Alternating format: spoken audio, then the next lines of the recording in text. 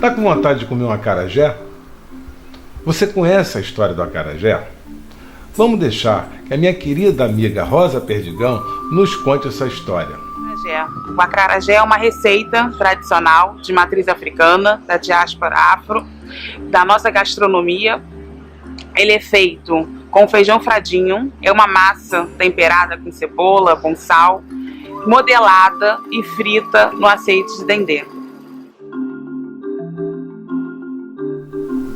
Essa delícia que é o acarajé é uma das inúmeras receitas da gastronomia afro-referenciada, mas também tem uma relação muito forte com a religião.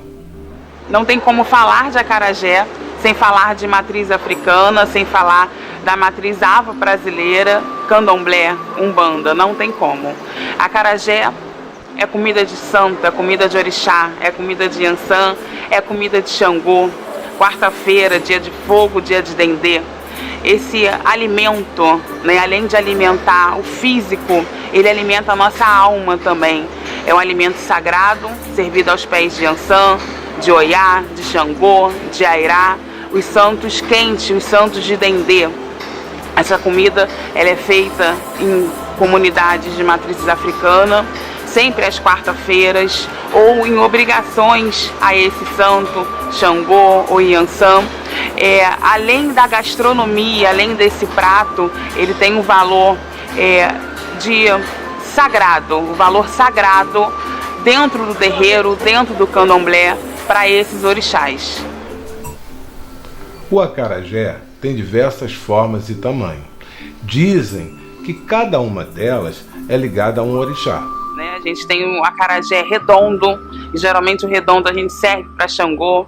Os acarajés que a gente fala oval, que eles são menores, que são os 9 acarajés de Iansã, os 21, os 12 para Xangô, os 6 para Airá. Então, dentro da casa de matriz africana, a gente tem um modo de modelar diferente do modo da baiana servir no seu tabuleiro. Hoje no tabuleiro a gente vende o acarajé tradicional, que ele é redondo, recheado com os seus condimentos.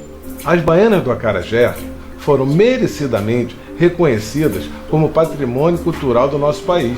Em 2004 foi feito o reconhecimento da baiana de acarajé como patrimônio imaterial.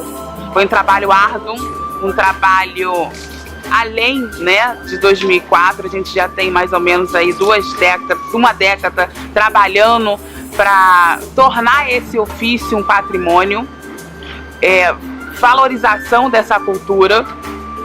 E junto ao IFAM foi feito os estudos, de ir até cada baiana, saber cada história, desde quando ela sentou naquele tabuleiro, informar a baiana da questão da paramenta, por que ela usa uma bata, por que ela usa uma saia. E hoje nós temos esse reconhecimento feito pelo decreto do IFAM da baiana de acarajé ser patrimônio imaterial reconhecido nacionalmente. Cada pessoa tem um jeito, uma hora de comer o acarajé. Eu, por exemplo, como acarajé a qualquer hora e a qualquer momento. Agora vamos fazer o seguinte. Rosa, explica pra gente qual é o melhor momento e a melhor hora de se comer um acarajé. Eu digo que não tem horário. O melhor horário é aquele horário que você sente a vontade. Se você quer alimentar o físico e a sua alma, é aquele melhor horário que você vai sentir o desejo de comer um acarajé, um desejo de conversar com a energia do acarajé. Tem gente que gosta de acarajé com pimenta, tem gente que não gosta. Vamos fazer o seguinte, vamos deixar que a Rosa fale um pouquinho dos acompanhamentos do acarajé.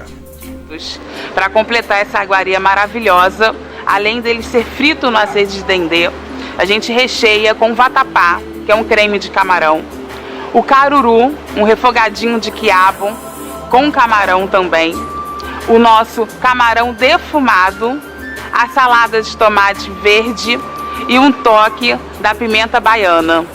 Dizem que na Bahia tem uma tradição que os pontos de acarajé são passados de mãe para filhas.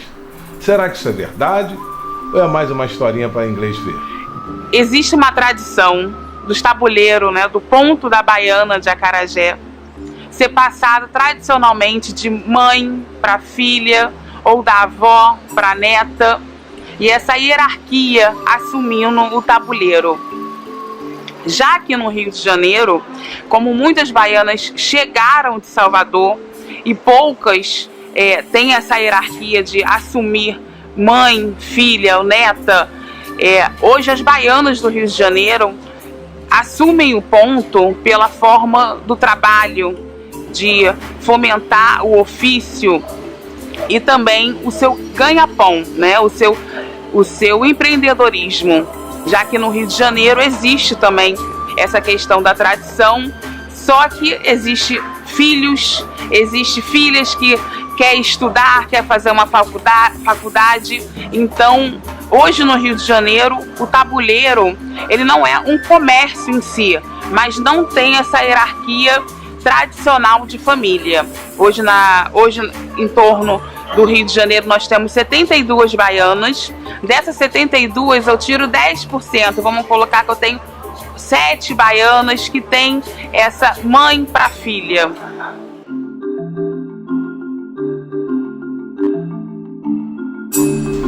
Hoje existem homens comandando os tabuleiros de acarajé. Eu fico pensando, como é que se relaciona com as baianas do acarajé, com essa tradição? Como é que isso se dá? E hoje aqui no Rio de Janeiro, nós temos baianos, é uma pequena parte, mas existe em torno de 5 a 6 baianos que fazem sim esse quitute, que aprenderam com as suas avós, com as suas mães, e trabalham seguindo toda essa questão da tradicionalidade do tabuleiro. Ele se veste também, existe essa questão do ofício, não somente para as baianas, mas os baianos também. Para eles estarem à frente do tabuleiro, ele tem que estar com equeté, cobrindo a sua cabeça, um alacá, uma calça, para continuar valorizando o ofício da baiana de acarajé. Vocês já repararam o vestuário das baianas do acarajé? Muito bonito, né? Vou pedir que a Rosa fale um pouquinho disso. Acarajé. Hoje nós somos patrimônio imaterial nacional. E o que valoriza e o que certifica o tombamento da baiana de acarajé, não do acarajé, é as suas aparamentas. O que é uma aparamenta?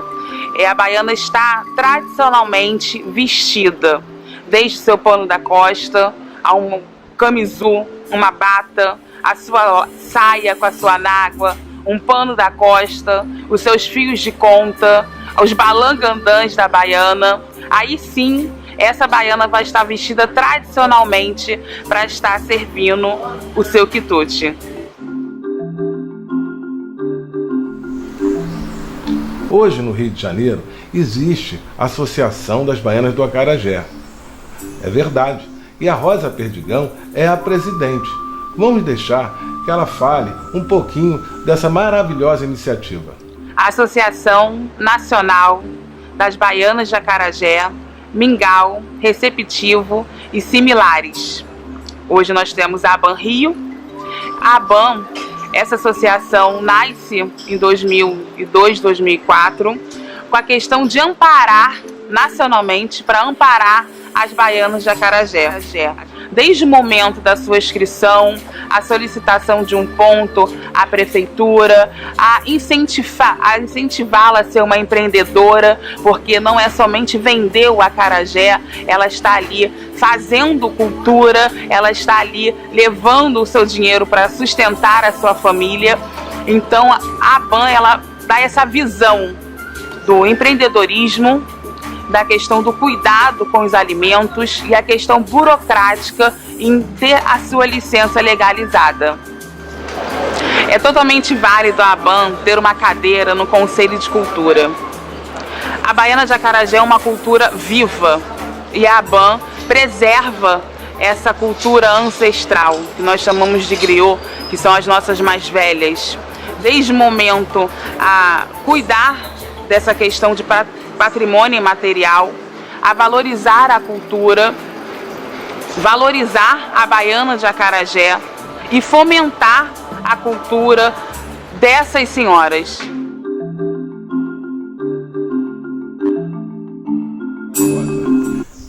Existe um mercado produtor e consumidor de produtos e serviços afro-referenciados? Existe um mercado econômico afro e ele precisa de mais visibilidade. Ele precisa de mais visibilidade para valorizar tanto a cultura, quanto o empreendedor, quanto o seu produto, quanto ao seu serviço. Eu, como baiana de Acarajé, falo do meu tabuleiro, da minha empresa, dessa questão da visibilidade. A gente precisa ganhar espaços. Existe um mercado econômico de grande rotatividade, de grande movimento, porém ele não é totalmente visível aos olhos do povo. O ofício da baiana de Acarajé hoje é sustento de muitas baianas, de muitas famílias.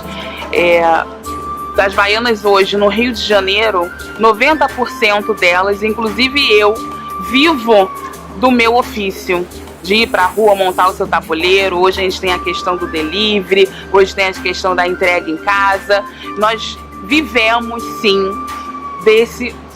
desse movimento, né? Dessa questão que nós falamos do movimento do dinheiro, né? Que nós temos Exu, a gente sempre agrada a Exu quando monta um tabuleiro. Toda segunda-feira o seu padê está ali nos seus pés. Então nós precisamos desse movimento econômico para poder sustentar as nossas famílias.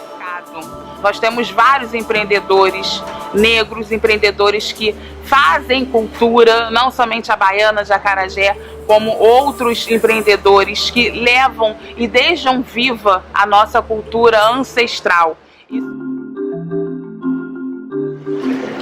O nosso cliente, quando chega num tabuleiro, muitos deles não sabem o valor ou a nossa cultura além do acarajé. Ele não é só a comida, ele não é só a gastronomia. Nós temos toda uma cultura, toda uma ancestralidade.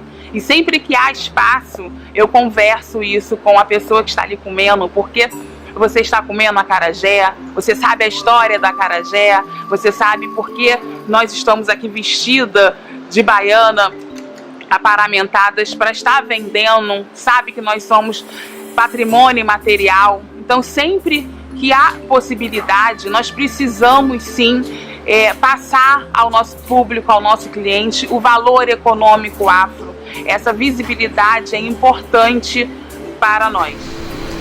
Mais uma vez, é a arte e a cultura, através de produtos afro-referenciados, impulsionando o turismo, e não o contrário, gerando emprego e contribuindo para a economia de uma forma geral.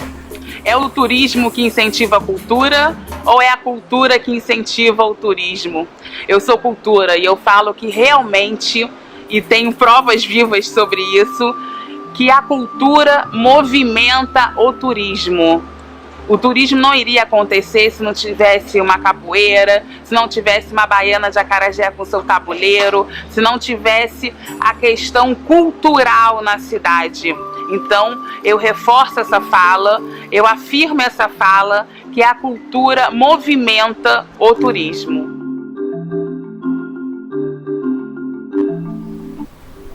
Vatapá, Caíme já cantou a receita. Quer fazer acarajé? Vamos deixar que a Rosa nos revele os seus segredos. Segredo eu não conto pra ninguém. Brincadeiras à parte, cada baiana tem o seu tempero, tem o seu diferencial. E isso é o que faz o acarajé da Rosa, o acarajé da Maria, o acarajé da Joana. A receita do acarajé, nós começamos com o nosso tradicional bolinho. Ele é feito com a massa do feijão fradinho. Quem não conhece o feijão fradinho? Aquele feijão que a gente faz salada. Ele é colocado de molho quando a gente se compra quebrado. E hoje nós temos a tecnologia ao nosso favor. Mas quem não conseguir comprar quebrado, você pega o feijão fradinho, tritura ele até ele quebrar, não virar pó, porque se o feijão fradinho virar pó, você perde a sua massa. Depois disso você coloca numa bacia. Nessa bacia você coloque água, que a casca dele vai subir. A gente fala subir porque vai soltar do feijão. E ali vem o trabalho manual, que eu falo que é o trabalho mais árduo da baiana de acarajé. Quem conhece o antes, o durante e o depois, valoriza uma baiana. Você lava aquele feijão até soltar toda a casca. Soltando a casca, ele lavado, branquinho, você vai triturar esse feijão sem casca, sem nenhum olhinho, que é aquela marquinha preta que o feijão fradinho tem. Então você tritura, ele já virou uma massa, você não pode deixar ela nem muito seca, nem muito molhada. Então aquela massa, você leva para uma panela, onde você preferir, você vai com uma colher de pau ou outra colher, soltar ela, a gente fala que é subir a massa, bater, bater, e ali está sim cada segredo de uma baiana, porque tem baiana que coloca uma cebola, tem baiana que coloca um gengibre, ali o seu modo de bater, o modo de levantar a massa, que é o segredo de um acarajé crocante, de uma massa macia, o jeito de lavar é o segredo de uma massinha branca, e isso tudo é o que deixa o acarajé no ponto final maravilhoso. Frito no azeite de dendê, você vai estar com tacho, uma panela com azeite de dendê que cubra o bolinho, e ali você vai colocar ele para fritar até você ver o ponto que ele já está moreninho, né? A gente fala que ele já está moreno. Então essa é a receita do acarajé, do bolo do feijão fradinho, feito desta forma.